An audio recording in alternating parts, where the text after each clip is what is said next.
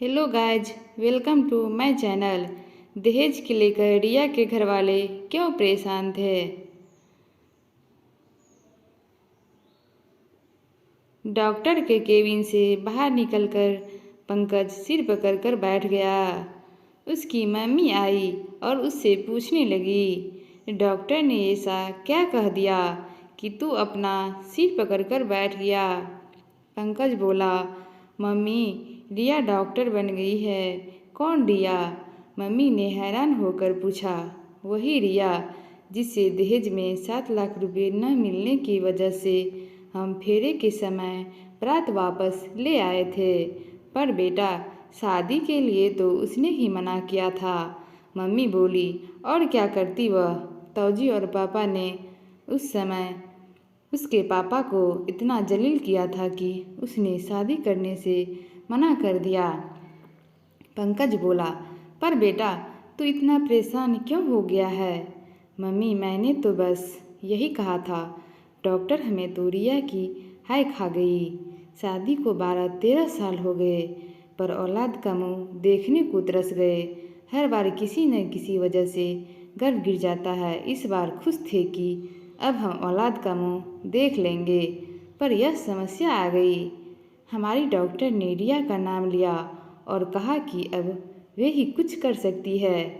Mummy, रिया report देखकर बोली, जिस लड़की की बारात फेरे के समय वापस लौट जाए, वह कभी दुआ तो नहीं देगी।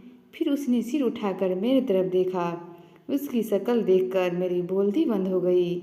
आगे और कोई बात होती कि तभी नर्स ने आकर तैयारी शुरू कर दी। रिया उठकर चलने लगी, फिर मेरे पीठ को सहलाते हुए बोली, डरो मत, मैं डॉक्टर पहले हूँ, रिया बाद में। पर पंकज की मम्मी कुछ और ही सोच रही थी, इसीलिए उन्होंने बेटे की बात पर कोई गौर नहीं की। थोड़ी देर बाद मम्मी ने पूछा, क्या रिया शादीशुदा है? पंकज बोला, नहीं मम्मी, लेकिन आप यह क्यों पूछ रही हो? बेटा सोच, उसने अभी तक शादी क्यों नहीं की। उसे कह दे कि बच्चे को बचाने की कोशिश करे। बहू न बचे तो कोई बात नहीं। पंकज चीखा, आप कितनी बेरहम हैं। मैं वही गलती दोबारा नहीं करूँगा। एक बार तौजी और पापा के खिलाफ नहीं बोलकर मुझे रिया जैसी लड़की से हाथ धोना पड़ा था। मुझे अपनी बीवी और बच्चा दोनों चाहिए। उधर डॉक्टर रिया के सामने लेटी कविता जिंदगी और मौत के बीच झूल रही थी। वह उस शख्स की बीवी थी जो रिया के साथ होने वाले फेरे पर अपनी बारात वापस ले गया था। डॉक्टर रिया के सामने उस दिन का एक एक सीन घूम गया जिसने उसकी ज़िंदगी बदल दी थी। पंकज और रिया मंडप के नीचे बैठे हुए थे कि तभी पंकज के पापा की आवाज़ गूंज उठी थी, रुक जाओ। फिर वे रिया के पापा से बोले थे, 7 लाख रुपये का इंतज़ाम और करो। अब फेरे तभी होंगे जब आप 7 लाख रुपये का इंतज़ाम कर लेंगे।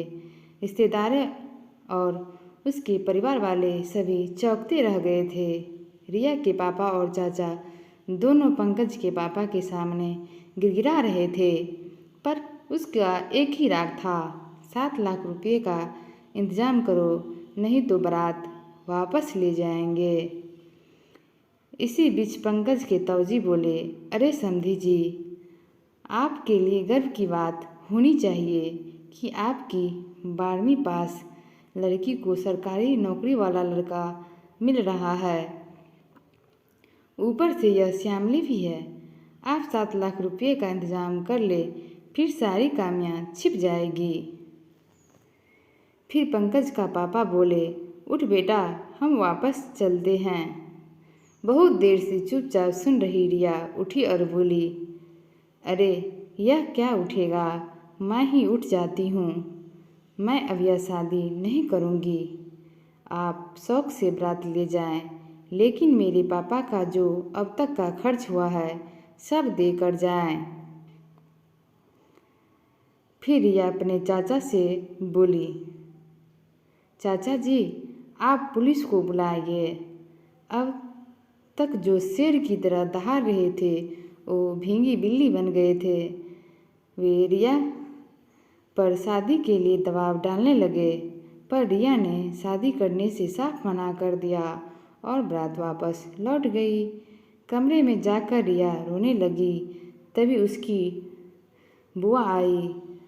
वह बुआ से लिपट कर रोने लगी और बोली, बुआ मैं और पढ़ना चाहती हूँ। बुआ ने अपने भाई से कहा, भैया मैंने पहले ही कहा था कि अभी रिया की उम्र ही क्या हुई है, पर आपको तो बस नौकरी पेशा लड़के का लालच आ गया। देख लिया नतीजा। भैया मेरे कोई बच्चा नहीं है, इसीलिए रिया की जिम्मेदारी मुझे सौंप दो। इसे मैं अपने साथ ले जाऊंगी। मैं इसे आगे पढ़ाऊंगी। इसके बाद बुआ रिया को अपने साथ ले गई। उस समय वह 12वीं की जमानत विज्ञान से कर रही थी। तभी पीएमटी का इम्तिहान आया था। रिया ने पीएमटी का इम्तिहान देने की इच्छा जाहिर की तो उसकी बुआ ने उसकी इच्छा पूरी की। रिया ने बहुत मेहनत की। उसकी मेहनत रंग लाई और वह पीएमटी में चयन हो गई। रिया को पता था कि बुआ आर्थिक रूप से कमज़ोर है। तभी बुआ ने उसे डॉक्टरी पढ़ने के लिए बाहर भेज दी। रिया को बाद में पता चला कि उसकी बुआ ने उसके दाखिले के लिए अपने कुछ जेवर बेचे थे। इसीलिए उसने अपने सहपाठियों से कहा कि उसके लिए कुछ ट्यूशन बता दे, जिससे वह अपनी बुआ को कुछ राहत दे सके। रिया के सहपाठी उसके काम आए। उसी में डॉक्टर विश्वास भी थे। उन्होंने कुछ ट्यूशन बता दिए। बस यहीं से रिया की निकटता डॉक्टर विश्वास से बढ़ने लगी और उस हद तक पहुंच गई जहां दोनों एक दूसरे के बिना नहीं रह पा रहे थे। 3 साल बाद रिया एक नर्सिंग होम की मालकिन थी। इस नर्सिंग होम की मालकिन बनने में भी डॉक्टर विश्वास ने ही मदद की थी। अब रिया इतनी काबिल डॉक्टर हो गई थी कि बिगड़े केस भी ठीक कर देती थी। कविता का केस भी तभी रिया के पास आया जब दूसरे डॉक्टर ने हाथ खड़े कर दिए थे। डॉक्टर रिया के लिए यह सब से मुश्किल केस था, क्योंकि अगर वह अपने काम में नाकाम हुई तो लोग यही कहेंगे कि रिया ने अपना बदला ले लिया। उसका करियर भी चौपट हो जाएगा, जबकि उसको पता था कि उसके सामने लेटी औरत का कोई कसूर नहीं था। रिया को बार बार पसीना आ रहा था। उसकी ऐसी हालत देखकर नर्स बोली, डॉक्टर क्या हुआ, आप अपने आप को संभालो। रिया बोली, डॉक्टर विश्वास को फ़ोन लगाओ। थोड़ी देर बाद जब नर्स ने बाहर कहा कि डॉक्टर विश्वास कुछ ही देर में पहुंचने वाले हैं, तब जैसे रिया को हिम्मत मिली। अब उसके लिए कविता एक आम मरीज थी। 2 घंटे बाद जब बच्चे की रोने की आवाज़ गूंजी, तब सब खुशी से उछल पड़े। बाकी काम अपने सहायकों पर छोड़कर डॉक्टर रिया डॉक्टर विश्वास के साथ बाहर निकल गई। कविता 3 दिन अस्पताल में रही। पंकज और रिया की मुलाकात नहीं हुई। 6 महीने बीत गए थे। रिया अस्पताल जाने की तैयारी कर रही थी कि तभी एक आवाज़ से उसे चौंकाया। उसने आवाज़ की तरफ देखा और बोली, अरे कविता जी आप। अपने बच्चे को डॉक्टर रिया को गोद में सौंपते हुए कविता बोली, मुझे सब पता चल गया है जो इन्होंने आपके साथ किया था।